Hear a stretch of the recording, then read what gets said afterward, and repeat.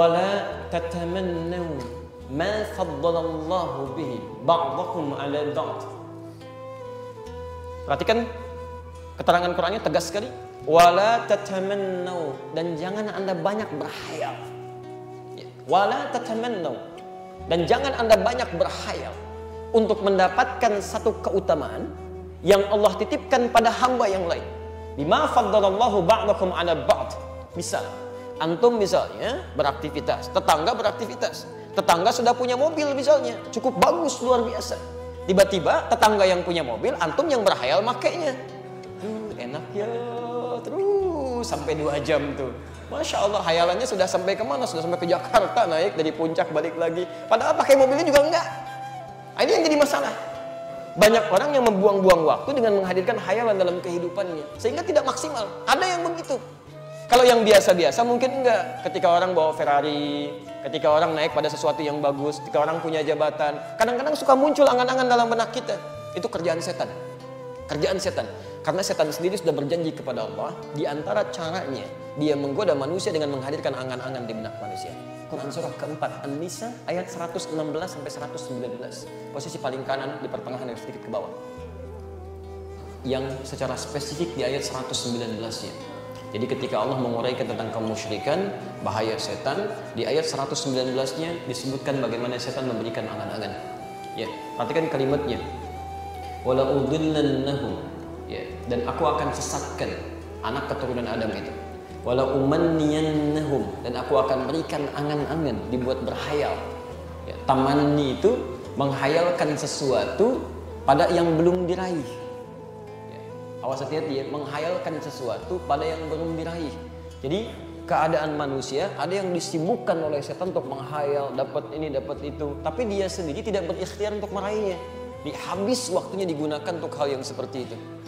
Karena itulah kemudian ketika angan-angan didatangkan oleh setan, turun ayat untuk menepis keadaan itu sekaligus memalingkan pada konsep yang benar. Maka dijawab kemudian konsepnya di Quran surah keempat An-Nisa ayat 32 itu. Wala tatamannu ma faddalallahu ba'dakum 'ala ba'd. Jangan pernah menghayalkan sesuatu. Lihat kalimatnya la, ya, yang bermakna nahyi, larangan. Larangan itu harus tegas kita hindari, jauhkan. Jadi cara cepatnya kata Quran, begitu ada hayalan dalam benak kita, cepat tinggalkan, palingkan. Ini nggak benar.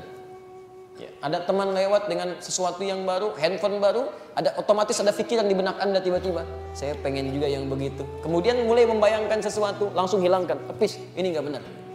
Itu bukan punya saya, itu punya dia. Tapi Quran tidak berhenti sampai menampilkan persoalan, diberikan solusi dari situ. Kalau cuma menampilkan larangan, tidak dikasih solusi, orang bingung. Lantas saya melakukan apa? Ya kan? Maka kemudian turun ayatnya. Lanjutkan. Lirijali nasibum mimma iktasabu walin nisa'i nasibum mimma iktasab. Ya, seorang lelaki akan meraih keutamaan atas apa yang telah dia ikhtiarkan. Demikian perempuan bisa meraih apa yang dia harapkan sesuai dengan ikhtiarnya. Jadi kalau dalam bahasa singkatnya, kalau kamu ingin mendapatkan seperti nikmat yang melekat pada dirinya, ayo berikhtiar seperti dia pun telah berusaha sebelumnya. Jadi kalau ada orang mendapatkan nikmat yang baik, mungkin dia telah bekerja keras, telah berdoa, bekerja keras. Anda ingin mendapat yang serupa, nggak usah menghayal, buang-buang energi, buang-buang waktu, buang-buang tenaga, dan buang-buang kesempatan untuk ibadah. Lebih baik mulai persiapkan rencana, ikhtiar untuk meraihnya, dan bertawakal pada Allah Subhanahu Wa Taala. Apa kaitannya dengan cita-cita dan harapan serta perencanaan? Dijawab kemudian di Quran surah ke-59 ayat ke-18. Perhatikan kalimatnya, awas hati-hati ya, karena kalimat perencanaan sesuatu dibuka dengan indah dalam Al-Quran. Perhatikan kalimatnya, ya ayyuhalladzina amanu taqullaha. Hei orang-orang yang telah menyatakan dirinya beriman kepada Allah, ittaqullaha, tingkatkan takwamu pada Allah. Merencanakan sesuatu perbuatan, aktivitas yang akan kita kerjakan, itu dikategorikan oleh Al-Quran ke dalam bagian sifat takwa. Diawas, hati-hati ya, takwa disebutkan, saya sering katakan, umumnya 115 kali dalam Al-Quran, itu bentuknya beda-beda. Ada yang terkait ibadah ritual seperti sholat, baca Quran, infak, gitu kan? Di Al-Baqarah Quran surah kedua, ayat kedua sampai dengan ayat kelimanya. Ada yang terkait hubungan dengan makhluk, berkasih sayang, saling membantu, memaafkan orang, bersabar saat dizalimi orang, itu bagian dari takwa. Quran surah ketiga ayat 133 sampai 134, posisi paling kanan sebelah atas. Dan bagian dari takwa adalah menyiapkan rencana-rencana aktivitas yang akan kita kerjakan. Jadi orang yang selalu punya rencana dalam hidupnya, itu bagian dari sifat takwanya. Secara tidak langsung, orang yang tidak pernah punya rencana dalam kehidupannya, nggak punya planning nih, nggak jelas. Ya, besok mau ngapain? Ya, jam 7 ada di mana? Jam 9 kerjakan apa? Dia masih bingung untuk memahami itu. Itu menunjukkan kadar takwanya masih rendah. Jadi Quran itu mengarahkan kita pada sesuatu yang efektif. Kesuksesan yang terencana sifatnya. Dan dengan perencanaan itu setengah dari kesuksesan bisa kita raih. Ya, teman-teman, bahkan saat Anda keluar dari masjid ini pun ditanya belum tahu apa yang Anda kerjakan, berarti ada sesuatu yang belum terencana dalam kehidupan kita. Habis ini mau ngapain? Belum tahu, nanti aja deh. Nanti aja.